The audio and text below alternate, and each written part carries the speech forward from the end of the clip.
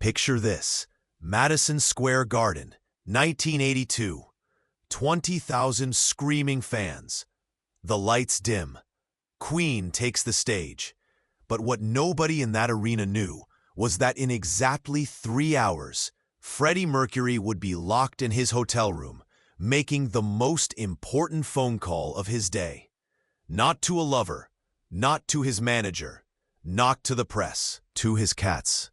While rock legends were partying in penthouse suites across Manhattan, the greatest frontman in music history was having intimate conversations with 10 felines back in London. This wasn't just eccentric behavior. This was an obsession that would define the final years of his life and reveal a side of Freddie Mercury that the world never saw. The phone bills were astronomical. The tour crew thought he'd lost his mind, but what they discovered would change everything they thought they knew about the man behind the legend. In New York City, where dreams are made and secrets are buried, one of rock's greatest mysteries was unfolding every single night. And it all started with a single desperate phone call from a hotel room overlooking Central Park. The year was 1982. Queen was at the height of their power, but Freddie Mercury was fighting a battle that had nothing to do with music. A battle that would consume him, transform him, and ultimately save him. This is the story they never wanted you to know. Freddie Mercury wasn't supposed to love cats. Rock stars were supposed to love cars, women, and chaos. But in his sprawling Kensington mansion, Garden Lodge, something extraordinary was happening. 10 cats ruled the house, each with their own personality, each with their own story, each with their own place in Freddie's carefully constructed world. There was Delilah, the tortoiseshell queen who claimed Freddie's bed as her throne. Every morning, she would wake Freddie by gently pawing his famous mustache, demanding her breakfast of fresh cream and salmon pâté. Tiffany, the elegant silver tabby, who demanded only the finest crystal water bowls, would sit regally by the window overlooking Logan Place, watching the world like a feline aristocrat. Romeo and Lily, the inseparable black and white pair, followed Freddie room to room like tiny, furry bodyguards. If Freddie was at the piano, they flanked him on either side. If he was in the bath, they perched on the marble edge, keeping watch. Their devotion was absolute, unwavering, almost supernatural. Then there was Oscar, the Persian with piercing blue eyes who only responded to opera. Miko, the Japanese bobtail who had somehow learned to open doors. Goliath, despite his name, was the smallest of the bunch, a tiny tabby who slept exclusively in Freddie's shoe collection. But it was Tom, a massive ginger Tom with battle scars and wise eyes, who started it all. The story began on a freezing February night in 1979. Freddie was leaving SARM Studios in Notting Hill after a grueling recording session for Crazy Little Thing Called Love. The London streets were slick with rain, neon lights reflecting off wet pavement like broken dreams. Most rock stars would have climbed into their Rolls-Royce and driven away. But Freddie heard something that stopped him cold. A weak, desperate mewing from a cardboard box behind the studio's dumpster. Inside, barely alive, was a tiny ginger kitten, no bigger than Freddie's fist. Shivering, starving, abandoned to die in one of London's coldest winters. Mary Austin, his former lover and lifelong confidant, was waiting in the car. She watched through the rain-streaked window as Freddie knelt in the dirty alley, his expensive leather jacket getting soaked, his perfectly styled hair falling into his eyes. "I thought he was picking up trash," Mary later revealed in rare interviews. "Then I saw him cradle something against his chest. The way he held that kitten, it was like watching someone discover a part of themselves they never knew existed. Like watching someone fall in love for the first time." Freddie named him Tom. Simple, strong, honest. Everything the rock and roll world wasn't. Within weeks, Tom ruled Garden Lodge, the finest imported cat food from Harrods, a custom-made bed that cost more than most people's monthly salary. His own room, complete with climbing structures designed by the same architect who'd worked on the mansion's renovation. But Tom was just the beginning. Within months, one cat became two when Freddie rescued Jerry, a stray tabby he found during Queen's recording sessions at Mountain Studios in Switzerland. Then came Delilah, gifted to him by a fan in Japan who somehow knew about his growing obsession. Oscar arrived after Freddie fell in love with him at a cat show in Paris. Each addition to his feline family was carefully considered, methodically planned, emotionally necessary. Garden Lodge transformed into something unprecedented in rock history. A multi-million-dollar mansion converted into the world's most luxurious cat sanctuary. Hand-painted feeding stations imported from Italy. Climbing trees crafted from rare woods. Windows specially designed to provide the perfect amount of sunlight for afternoon naps. The servants weren't just housekeepers anymore. They were cat specialists, professional pet sitters, animal behaviorists. Freddie employed a staff of 8 people whose sole responsibility was ensuring his cat's happiness and health. But the real obsession began when Queen went back on the road. The first time Freddie had to leave his cats for an extended tour, something inside him broke. These weren't just pets anymore. They were his family, his children. His anchor to sanity in a world that was becoming increasingly unreal. And in hotel rooms across America, the king of rock and roll was about to discover just how far his love would take him. Hey, before we continue with this incredible story, I need to give you an important warning. Many subscribers have reported that YouTube has removed their subscriptions without notice. Just take a quick look at the red button below to make sure you're still subscribed to the channel. I don't want you to miss any of the exclusive content that's coming up. And while you're there, leave that powerful like that helps me a lot with the algorithm. Oh, and tell me in the comments, which city are you watching from?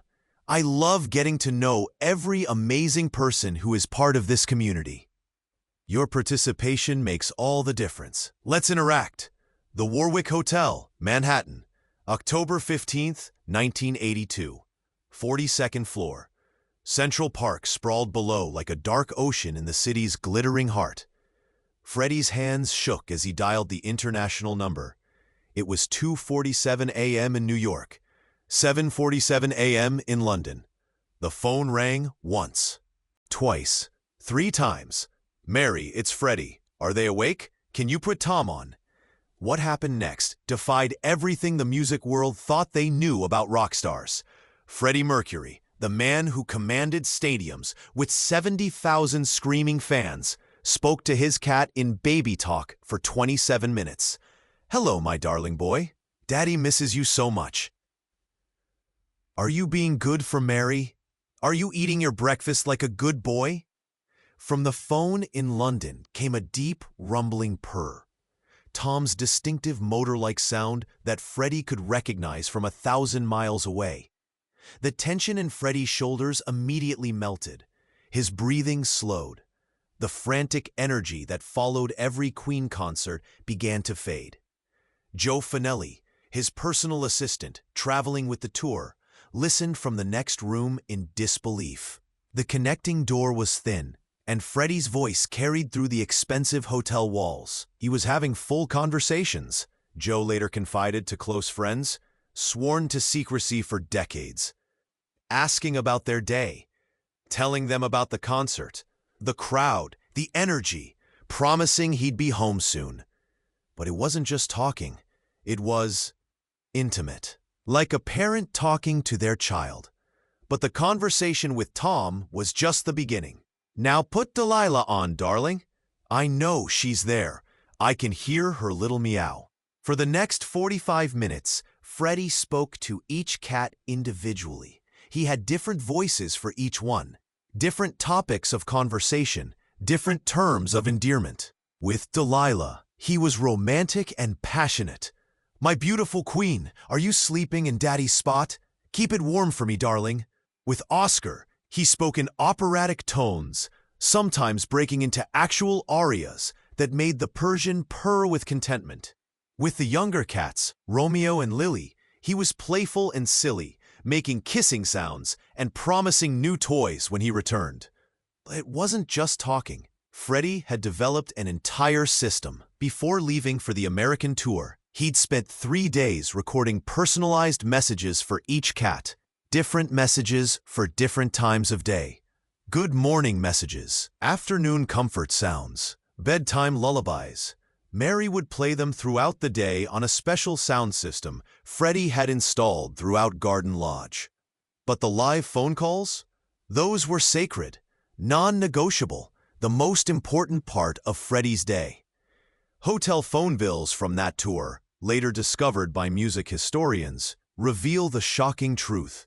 In 3 weeks across America, New York, Philadelphia, Boston, Detroit, Chicago, Milwaukee, St. Paul, Denver, Phoenix, Los Angeles, San Francisco, Portland, Seattle, Freddie made 127 international calls to his cats, some lasting over an hour. The longest from his suite at the Beverly Hills Hotel lasted 2 hours and 37 minutes. The total cost? Over $3,000 in 1982 money, nearly $10,000 in today's currency, just to talk to his cats. The tour crew was baffled. Sound engineers, lighting technicians, roadies who'd worked with everyone from Led Zeppelin to the Rolling Stones had never seen anything like it. Brian May noticed the pattern first.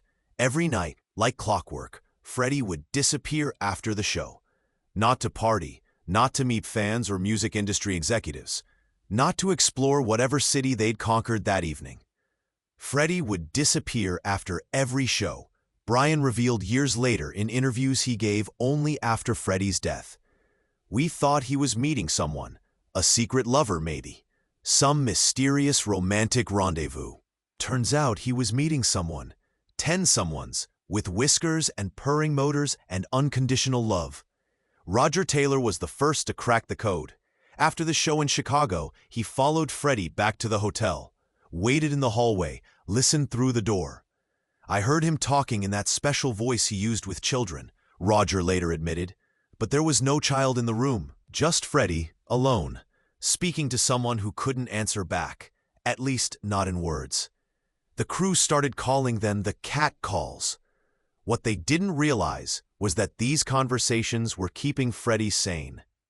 In a world of constant travel, screaming crowds, mounting pressure from record labels, critics who were starting to question Queen's direction, and the relentless demands of fame, his cats became his anchor, his sanctuary in a storm that was about to get much, much worse.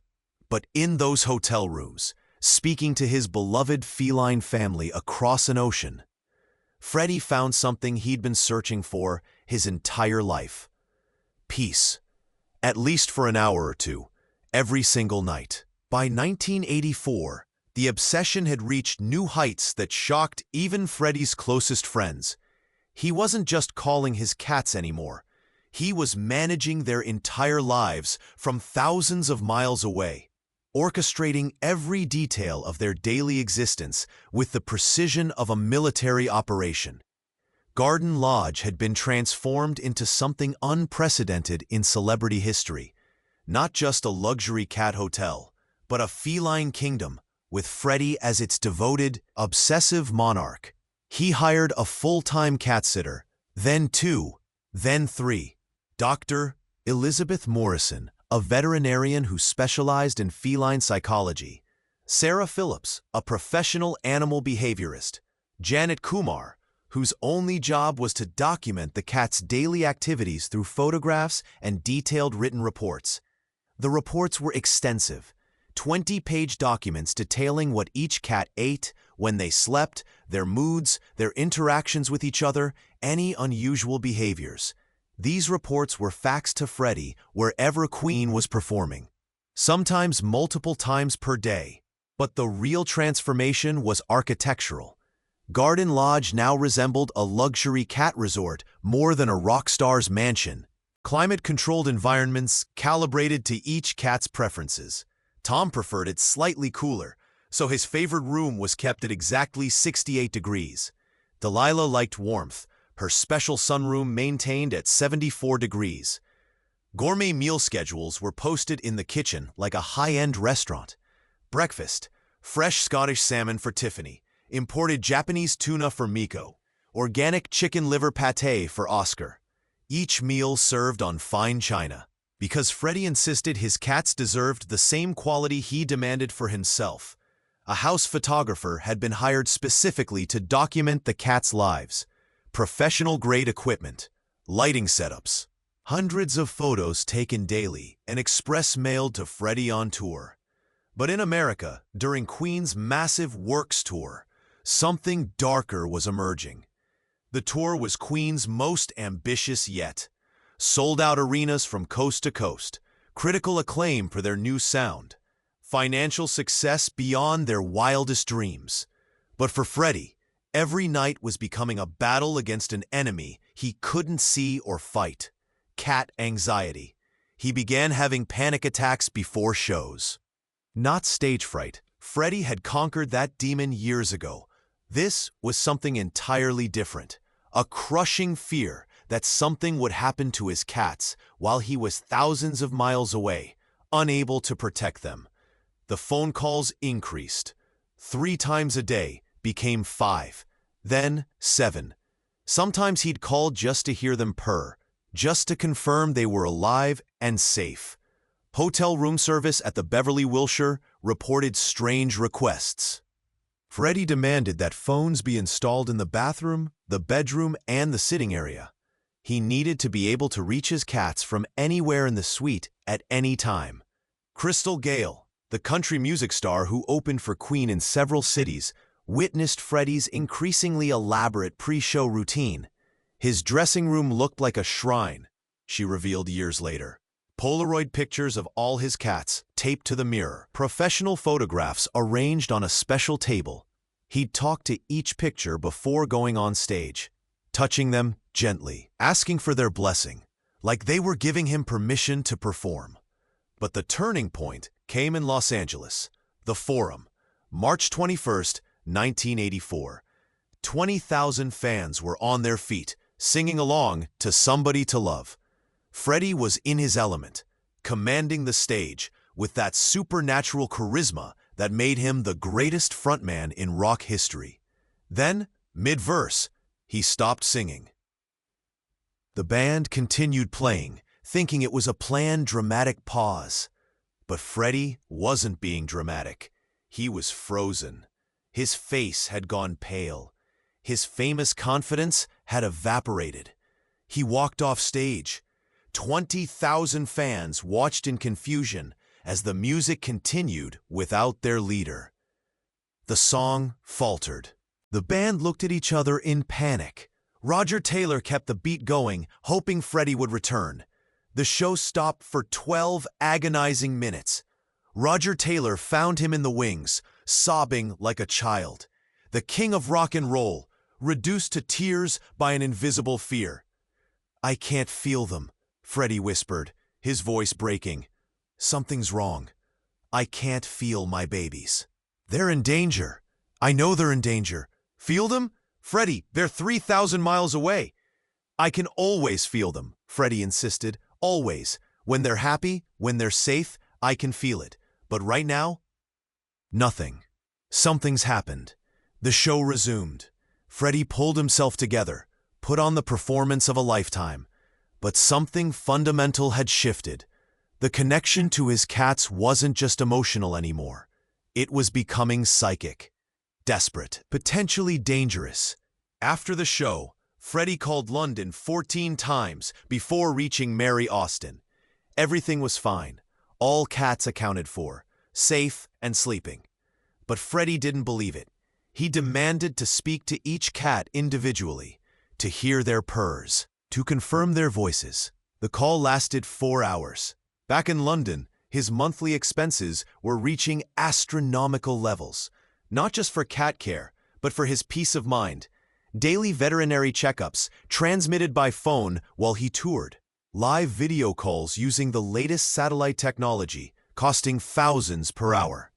professional cat psychologists, feline massage therapists, even a pet psychic who claimed she could communicate telepathically with the cats and report their emotional states to Freddie during concerts.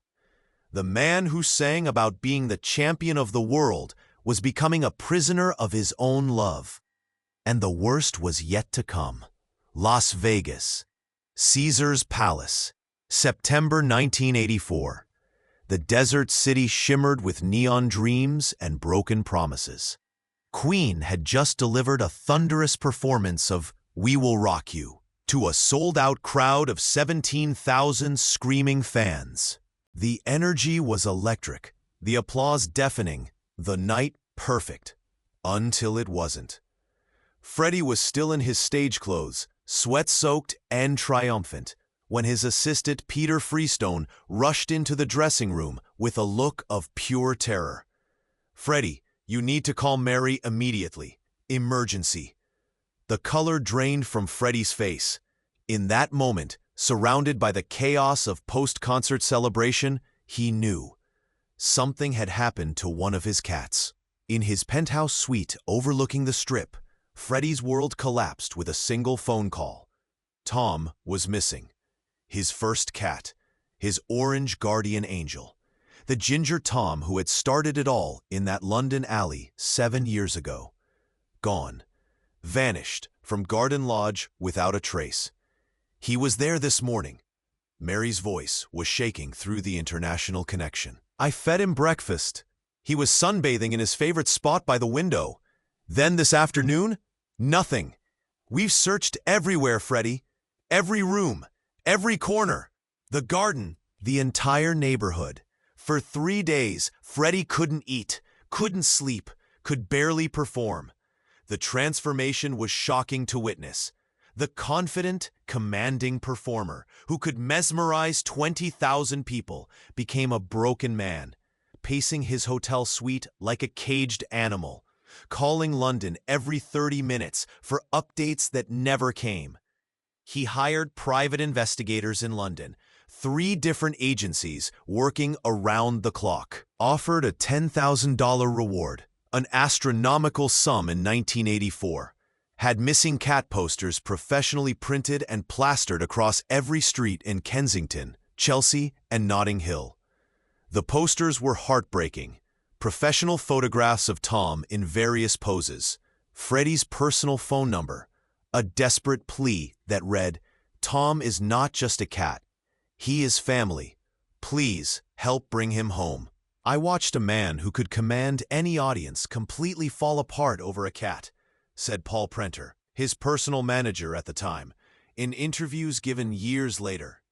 He was calling London every hour, sometimes crying, sometimes screaming at the phone, sometimes just sitting in silence, holding the receiver like it was a lifeline. It was heartbreaking to witness. The rest of Queen didn't know how to react to this level of emotional devastation. They'd seen Freddie upset before. Temperamental moments, creative disagreements, the usual pressures of rock stardom. But this was different. This was grief. Raw, consuming, desperate grief. John Deacon, always the practical one, suggested canceling the remaining shows.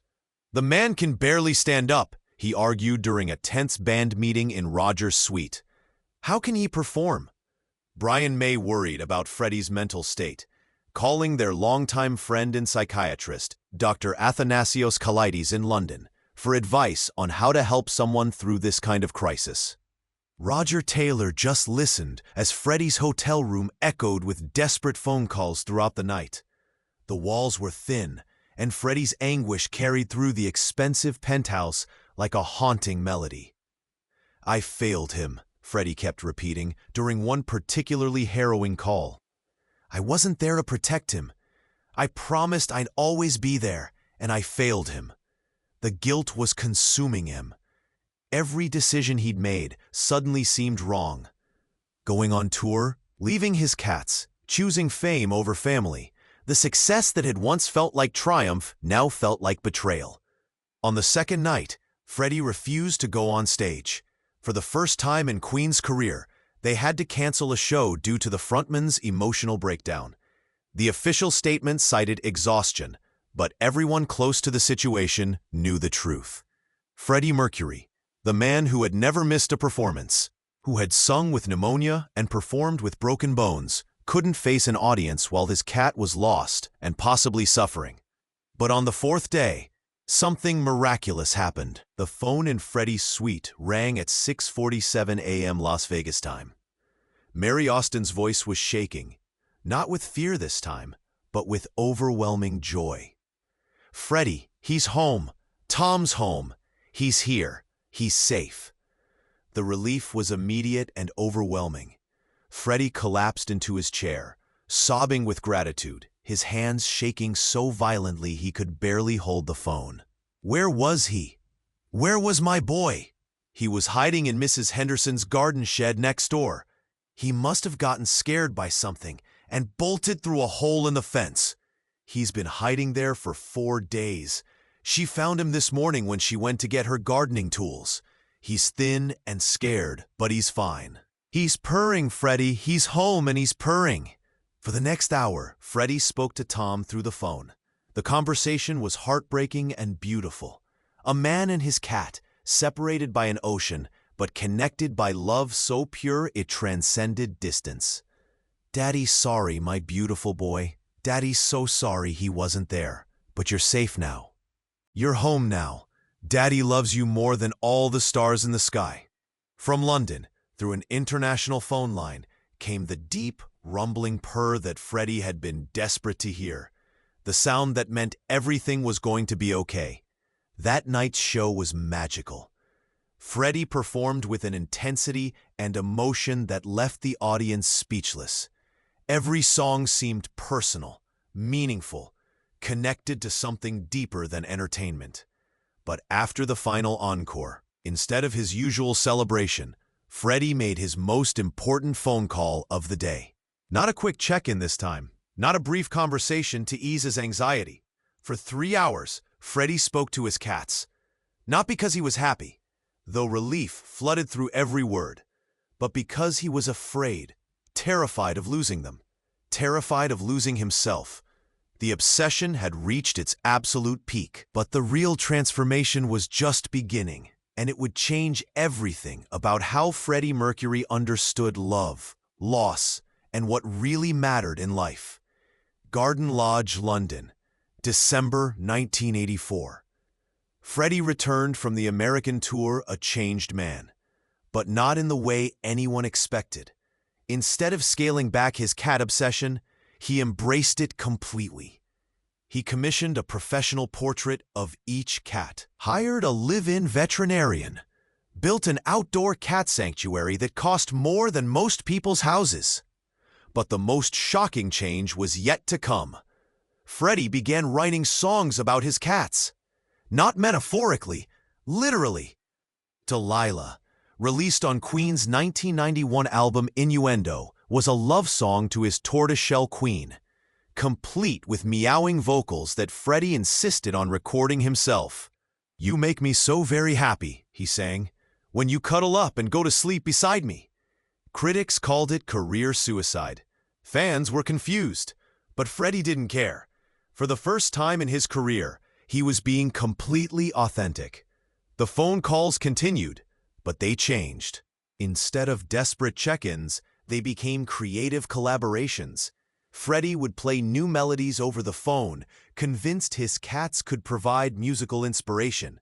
Jim Hutton, his partner in his final years, watched this transformation with amazement. "People thought the cats made Freddie weak," Jim later wrote. "They actually made him stronger. They taught him how to love without conditions, how to find joy in simple moments." But there was something else happening, something Freddie's closest friends didn't fully understand until much later. The cats weren't just pets, they were practice. Practice for the kind of unconditional love Freddie would need to give and receive in his final years. As his health declined, as the world became uncertain, his cats remained constant. They didn't care about his fame, his mistakes, his fears. They just loved him for exactly who he was. November 23rd, 1991. One day before Freddie Mercury's death. His final phone call wasn't to his record label, his bandmates, or the press. It was to his cats. Too weak to hold the phone himself, Jim Hutton held it to Freddie's ear as Mary Austin carried each cat to the receiver at Garden Lodge. One by one, Freddie whispered goodbye to his feline family. "Take care of my babies," were among his final words to Mary. "They'll be watching for me." In his will, Freddie left specific instructions for each cat's care. Trust funds were established.